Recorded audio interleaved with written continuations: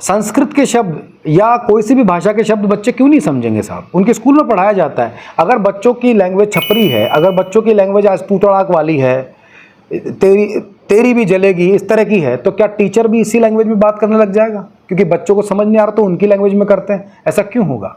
अगर आप एक मूवी से मार्गदर्शन करना चाह रहे हैं, अगर आप एक मूवी से बदलाव का हिस्सा बनना चाह रहे हैं, अगर आप चाह रहे हैं कि हम दिशा दें, तो दिशा खराब रास्ते पर जाके थोड़ी दी जाएगी, उनको सही रास्ता दिखा के दी जाएगी। कर देता हूं, हमने रामायण नहीं बनाई है। ये कह रहे हैं कि हमने इसका नाम आदिपुरुष रखा, हम चाहते तो रामायण रख सकते थे। रामायण भी राम की कथा है जो वर्षों से माएँ और समाज अपने आने वाली पीढ़ी को सुना करके, मर्यादा की बात करके उनके जीवन। वाल्मीकि जी ने संस्कृत में इस रामायण को लिखा, तुलसीदास जी ने अवधी में लिखा, रामानंद सागर जी ने हिंदी में इसके ऊपर रामायण श्रृंखला बनाई। नमस्कार, मैं हूं डॉक्टर विनोद शर्मा ब्रेनवुड फाउंडेशन से। आज वैसे तो मेरा काम है आपको पढ़ाना, लिखाना, समझाना, ब्रेन के टेक्निक्स बताना, लेकिन आज मैं किसी और विषय पर बात करने के लिए आपके बीच में आया हूं। अभी इन दिनों एक मूवी बहुत विवादों में है, बातचीत में है। बच्चे बहुत लंबे समय से उसका वेट कर रहे थे, लेकिन जैसे ही वो आ गई उसके बाद से एकदम से कंट्रोवर्शियल हो गई है। उसका नाम है आदिपुरुष। वो भगवान राम की कथा का एक हिस्सा हमें समझाती है, ऐसा उसका दावा है, और उसी पर मैं आपसे बात करना चाहता हूँ। मनोज मुंतशिर साहब, जिन्होंने इस फिल्म के डायलॉग लिखे और इस फिल्म को जिस तरह से उमर राउत साहब ने बनाया, जिस तरह से ये बनी है, उस पर मुझे ऐसा क्या लगता है, क्योंकि इसमें खास बात कही कि बच्चों के लिए बनाई गई है, आज की युवा पीढ़ी और बच्चों को प्रेरित करने के लिए और मार्गदर्शन के लिए, राम से जोड़ने के लिए बनाई गई है। तो चूंकि हम बच्चों के साथ उनके मार्गदर्शन पर काम करते हैं, उनकी दिशा पर काम करते हैं, ब्रेनीवुड बच्चों में मॉरल्स और मैनर्स की बात करता है, तो मुझे लगा कि क्या इस मूवी को देखने के बाद हम अपना एक पक्ष या हमारी बात आपके बीच में रखें। तो कुछ चीज़ें मैंने देखी अभी, चूँकि मूवी बन गई, मूवी बनने के बाद रिलीज़ हो गई, रिलीज़ होने के बाद देखने जब लोग गए तो ये समझ में आया कि भैया इसमें तो कुछ चीज़ें एकदम सरप्राइज़ कर रही थी, लोगों को आहत भी कर रही थी। और उसके बाद अगले ही दिन हर तरह का प्लेटफॉर्म भर गया, सोशल मीडिया भर गया, अखबार भर गए, न्यूज़ मीडिया सब भर गया कि इस मूवी में बहुत सारी चीज़ें ऐसी हैं जो हिंदुस्तान की जनता को, इस भारत भूमि में रहने वाले लोगों को शायद स्वीकार्य नहीं है। इन कारणों पर और मनोज मुंतशिर साहब ने जो उसके बाद अपनी एक्सप्लेनेशन दी, उस पर अपने कुछ तर्क और बातचीत में ज़रूर रखूँगा एक शिक्षाविद होने के नाते। सबसे पहले तो इस फिल्म का नाम उन्होंने कहा आदिपुरुष है। एक वीडियो यहाँ पर आप देख रहे हैं, ये फिल्म का नाम क्या है? जैसा कि आपने अभी कहा श्वेता जी, फिल्म का नाम है आदिपुरुष। जब हम आदिपुरुष बना रहे हैं तो पहली बात तो दो तीन चीजें मैं एकदम स्पष्ट कर दूं, मैंने पहले भी कही है और अभी स्पष्ट कर देता हूं। हमने रामायण नहीं बनाई है, हम रामायण। अब इसमें ये देखिए, ये क्या कह रहे हैं, ये कह रहे हैं कि हमने इसका नाम आदिपुरुष रखा, हम चाहते तो रामायण रख सकते थे। रामायण भी राम की कथा है, राम के चरित्र का वर्णन है। श्री राम, सीता माता, हनुमान जी, लक्ष्मण जी, इन सब की कथा है जो वर्षों से माएँ और समाज अपने आने वाली पीढ़ी को सुना करके, मर्यादा की बात करके, उनके जीवन का मार्गदर्शन करने के लिए इस कथा को बच्चों तक पहुंचाता आया है, पीढ़ी तक पहुंचाता आया है, एक दूसरे को सुनाता आया है। वाल्मीकि जी ने संस्कृत में इस रामायण को लिखा, तुलसीदास जी ने अवधी में लिखा, रामानंद सागर जी ने हिंदी में इसके ऊपर रामायण श्रृंखला बनाई। मकसद होता है राम के चरित्र से राष्ट्र के चरित्र का निर्माण करने के लिए सही दिशा में हमारे राष्ट्र के लोगों को प्रेरित करना और जीवन की कई सुलझे अनसुलझे पहलुओं को रामायण से समझना। रामायण आपको हमेशा सत्य का साथ देने की, जीवन को सही दिशा में ले जाने की, अपने वचन और मर्यादा का पालन करने की, अपने बड़ों का सम्मान करने की, अन्याय के विरुद्ध आवाज़ उठाने की और असत्य पर विजय प्राप्त करने के लिए प्रयास करने की शिक्षा देती है, प्रेरणा देती है। तो जब अब तक हम कई जगह देखते आए हैं, टीवी पर भी आती रही है, बहुत बार बनी है, आदिपुरुष ने अचानक से एक नया स्वरूप रखा, एक नया दिशा में सोचने को मजबूर कर दिया। और इसीलिए मैं आज आपके हवाले से मनोज मुंतशिर साहब को और ओम राउत साहब को और आदि पुरुष बनाने वाले सभी को अपनी तरफ से शायद एक ख़ास पक्ष पर सोचने के लिए निवेदन कर रहा हूँ। आइए बात करते हैं इस पर जल्दी से। सबसे पहले उन्होंने कहा कि इसका नाम आदि पुरुष रखा, हमने रामायण नहीं। इससे क्या फ़र्क पड़ता है? फिल्म का नाम क्या है? जैसा कि आपने अभी कहा श्वेता जी, फिल्म का नाम है आदि पुरुष। वो राम के चरित्र का ही वर्णन कर रहे हैं, वो राम कथा ही है, वो रामायण का ही अंश है। रामायण का मतलब भी यही है कि राम जी की कथा। तो इसलिए केवल पर्यायवाची बदल देने से या नॉमेनक्लेचर चेंज कर देने से या नाम बदल देने से उसका कथानक नहीं बदल जाता। तो ये एक और सिर्फ एक जवाब मात्र मुझे लग रहा है कि सिर्फ एक आंसर उन्होंने दे दिया है। इसका कोई ख़ास ठोस मतलब कोई ख़ास तर्क भी नहीं बन रहा है और ख़ास भाव भी नहीं बन रहा है। मुझे लगता है इस पर काम होना चाहिए। उन्हें फिर से अपना वीडियो देख करके और अच्छी तरह गंभीरता से, क्योंकि वो भारत भूमि में बैठे हैं और भारत की जनता को राम के साथ परिचय कराने का प्रयास कर रहे हैं, तो ये बहुत बड़ी जिम्मेदारी के साथ उन्हें दोबारा से सोच करके फिर से अपनी बात रखनी चाहिए। दूसरा, वो एक और अजीब बात करते हैं यहाँ पर कि हमारे बच्चे और आज की जो पीढ़ी है वो शुद्ध हिंदी या संस्कृत के शब्द या अवधि के शब्द या शुद्ध भाषा नहीं समझेगी। ये उनका मान लेना हो गया। यहाँ पर ही मैं दिखा देता हूँ आपको, ये देखिए, सुनिए आप इस डायलॉग को क्या कह रहे हैं वो। अगर हमें शुद्धता पे जाना था, अगर हमें प्योरिटी ऑफ लैंग्वेज पे जाना था, तो फिर मैं अपनी गलती मानता हूं। मुझे संस्कृत में लिखनी थी रामायण, और फिर तो मैं लिखता ही नहीं क्योंकि मुझे संस्कृत आती नहीं लिखनी। तो आपने देखा, उन्होंने साफ साफ कहा कि उन्हें ऐसा लगता है कि जो आज की पीढ़ी है और आज का जो बच्चा है वो शुद्ध हिंदी नहीं समझेगा, वो संस्कृत के शब्द नहीं समझेगा, वो अवधि भाषा के शब्द नहीं समझेगा, वो जो आज नेटफ्लिक्स पर या वो जो आज यूट्यूब पर या इंस्टाग्राम पर जो भाषा यूज़ करते हैं उसी भाषा में समझेगा। ये तो मुझे लगता है आपसे बहुत बड़ी भूल हो गई है, क्योंकि मैं इसको कई पहलुओं पर साबित कर देता हूँ। पहली बात तो भाषा की मर्यादा तो तब भी रहनी चाहिए चाहे सामने वाला समझे या ना समझे। ये जिम्मेदारी तो लिखने वाले की, और जो आप पहुंचा रहे हैं अपनी बात, उसकी जिम्मेदारी होनी चाहिए अगर वो आप पब्लिक प्लेटफॉर्म पर हैं तो। भाषा की मर्यादा तो पहले शर्त होती है। अगर रावण खराब था, आपने एक और जगह कहा है कि रावण बहुत बुरा इंसान था, तो इसलिए उसके लिए तो भाषा भी कड़ी होनी चाहिए। Ravana was a serial molester. एक नहीं अनेक युवतियों का शील भंग किया था उसने। रावण की मर्यादा खराब हो तो इसका मतलब हनुमान जी और राम जी की मर्यादा थोड़ी खराब की जा सकती है। उनको अपनी भाषा उनकी वैसी ही रहेगी जैसी है ना। कोई मुझे अगर गाली दे रहा है पर मैं एक मर्यादित, एक पढ़ा लिखा इंसान हूं, तो मैं वापस गाली नहीं दूंगा, उसे समझाऊंगा और मैं अपनी भाषा नहीं बदलूंगा।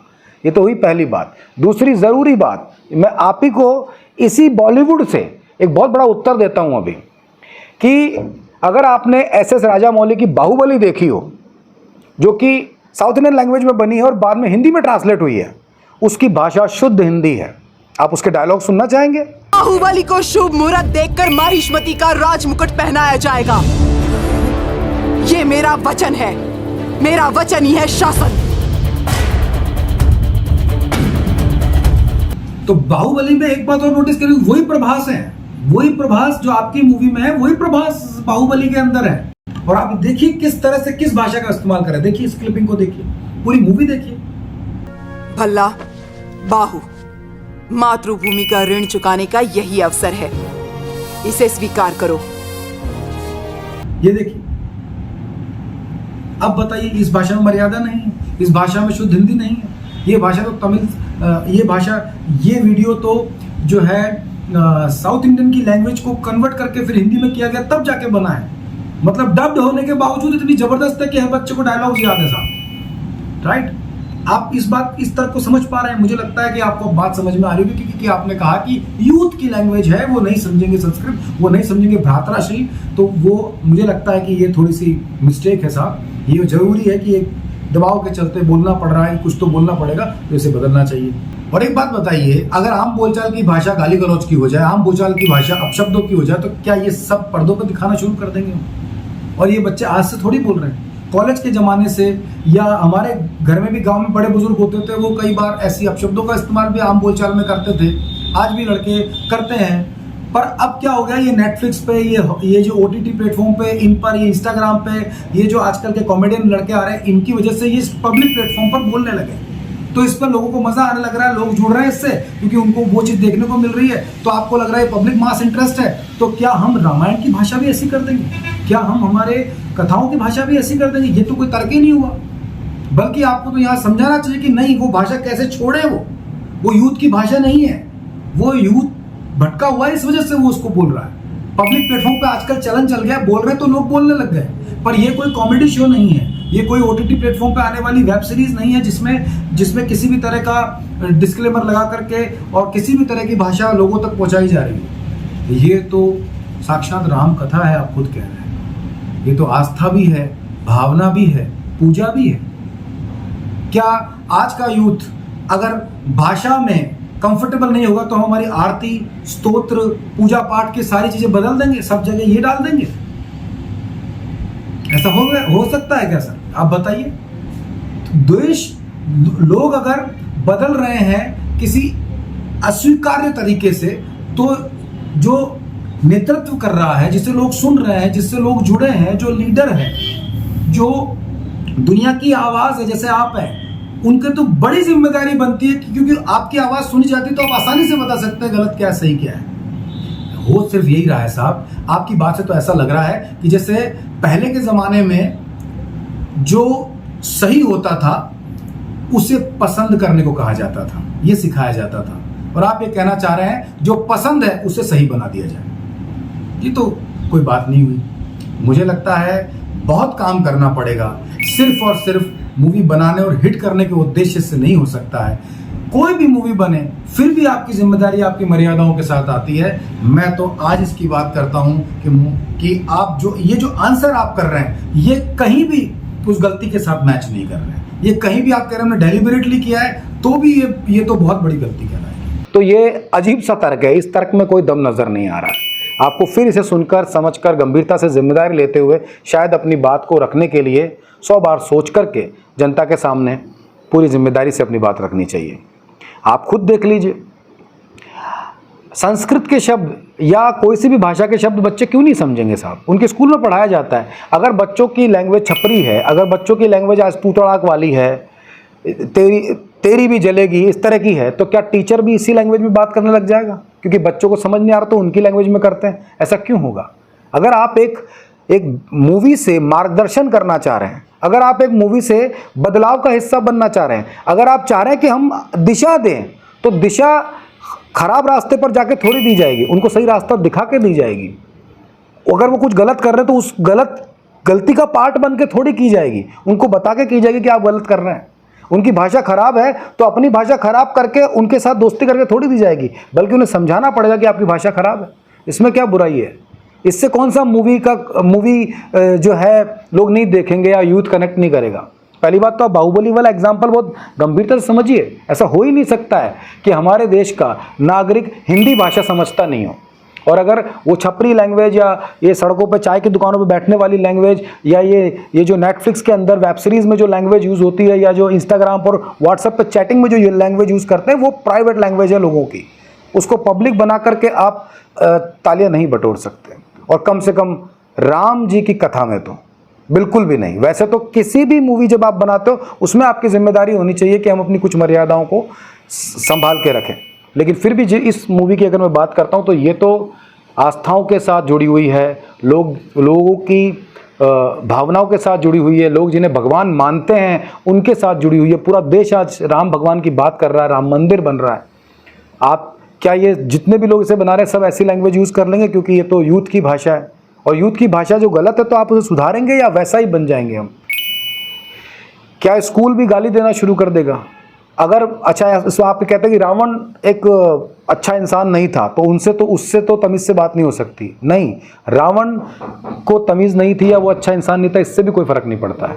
फ़र्क पड़ता है बोलने वाला तमीज़दार है या नहीं है, बोलने वाला मर्यादित है या नहीं, इससे फ़र्क पड़ता है।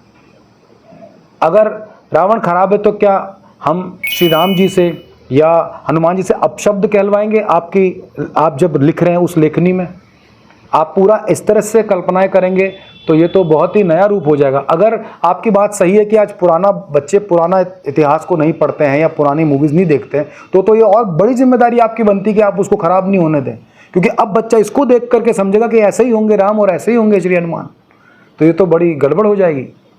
मुझे तो लगता है कि हमें हर पहलू पर ढंग से विचार करना चाहिए और आपको जो है इस पर आज भी और आगे भी ये सोचना चाहिए कि किसी भी कारण से हम व्यक्तित्व नहीं बदल सकते, किसी के कारण से हम चरित्र के साथ छेड़छाड़ नहीं कर सकते, मर्यादाओं के साथ नहीं कर सकते। इतने बड़े लेखक की जिम्मेदारी बनती है कि आने वाली पीढ़ी को हम सही दिशा दिखाएं और आपकी लेखनी में वो ताकत है। मैं तो सरप्राइज रह गया, मैं तो एक बार मुझे वापस खोलनी पड़ी मूवी की जो मैंने कास्ट को चेक किया कि भाई क्या वास्तव में ये मनोज मुंतशिर ने लिखे हैं, क्या वास्तव में ये आपके लिखे हुए हैं, क्योंकि ऐसा विश्वास ही नहीं हो रहा था, ऐसा कैसे पॉसिबल है। तो मुझे लगता है आपको इस अपने पूरे वीडियो में जो भी आपने तर्क दिए हैं वो तर्क एक ज़बानी जमा खर्च है, वो तर्क एक, मुझे लगता है कि ये उस वक्त एक कंट्रोवर्सी हो गई, इस वजह से आपको कुछ कहना था तो आपने एक पहलू रख दिया है। आप कहते हैं कि ऐसा ही अवधी भाषा में हुआ है, आप कहते हैं मैं संस्कृत नहीं जानता, उससे क्या फ़र्क पड़ता है। आप संस्कृत के विद्वान को साथ में बिठा करके उसके साथ बैठ करके लेखनी का कार्य कर सकते हैं। आप कहते हैं कि तुलसीदास जी ने अवधी में क्यों लिखा, संस्कृत में क्यों लिखा, वो तो स्कॉलर थे। उस वक्त के परिस्थितियाँ अलग रही है, अकबर का शासन था, राम का चरित्र पहुँचाने के लिए जो आम बोलचाल की भाषा थी उसमें भी उन्होंने मर्यादाओं का ज़रूर ध्यान रखा। बिल्कुल ज़मीन की भाषा उन्होंने इस्तेमाल नहीं की, उन्होंने वो भाषा इस्तेमाल की जिसमें चरित्र और मर्यादा स्थापित होती हो। आज भी हम जब उसे पढ़ते तो उसमें कई संस्कृत के शब्द लिए गए हैं। तो वास्तव में संस्कृत या हमारे देश की जो गौरवपूर्ण भाषा है उसको हटा करके तो राम के चरित्र की और राम कथा की कल्पना करना थोड़ा मुश्किल हो जाएगा। मुझे लगता है मनोज सर, मैं तो काफ़ी फ़ैन रहा हूँ आपका, लेकिन पहली बार ऐसा चीज़ देख करके हाथ हुआ है। इतना चेंज नहीं होना चाहिए। और पिक्चर बनाने में भी मैं अगर अपनी राय रखूं और सब लोग अगर देख रहे हैं कि ये एक बच्चों के वीडियो गेम जैसी मूवी जिस तरह से बनाने की कोशिश की गई, इसका ध्यान रखना चाहिए था। बहुत ही मजबूती से और अच्छा बनाया जा सकता था। आपके कुछ जो इंटरव्यू में आपके सवाल देखे उसके जवाब में हमारी तरफ से हम यही मानते हैं कि हमारी भावनाओं से ये आज की बातचीत मैंने आपके सामने रखी है। अगर दर्शक देख भी रहे हैं आदिपुरुष को, राम कथा को, तो they should take this as a positive note. But हाँ, जहाँ गलतियाँ हैं वहाँ पर उसको ज़रूर सूचित करना चाहिए। चलिए, जय Shri Ram, thank you so much. और रामानंद सागर जी की राम कथा और रामायण को तो कोटि कोटि प्रणाम। वास्तव में उस जैसी सुगंध तो आज तक जरा से भी फीकी नहीं पड़ी है। जब जब उसको देख रहे थे उसी की याद आ रही थी। अगर हम कहते हैं कि अब बच्चे पुराना नहीं देखेंगे, मैं दावे से कह सकता हूँ। और एक और बात, कोरोना पीरियड के अंदर रामायण जो रामानंद सागर साहब की है वो दिखाई गई थी और दोबारा सुपर हिट हुई थी, बहुत पसंद की गई थी। उसके बाद अरुण गोविल सर कितने मंचों पर आने लगे, उनको फिर से एक तरह से जनता का, बच्चों का प्यार बहुत उमड़ उमड़ के मिलने लगा। तो आप चाहे तो उनसे पूछ सकते हैं इस चीज़ को। तो वो रामायण वाल्मीकि और तुलसीदास जी की रामायण को पढ़ने के बाद उसको सजीव करते हुए बनाई गई है, उसको बदल के नहीं बनाई गई है। इसी उम्मीद और निवेदन के साथ कि आप इस बात पर ज़रूर जोर देंगे और जैसा ज़रूरी बदलाव आप ज़्यादा बेटर जानते हैं वो होना चाहिए। उसके साथ थैंक यू सो मच। जय श्री राम।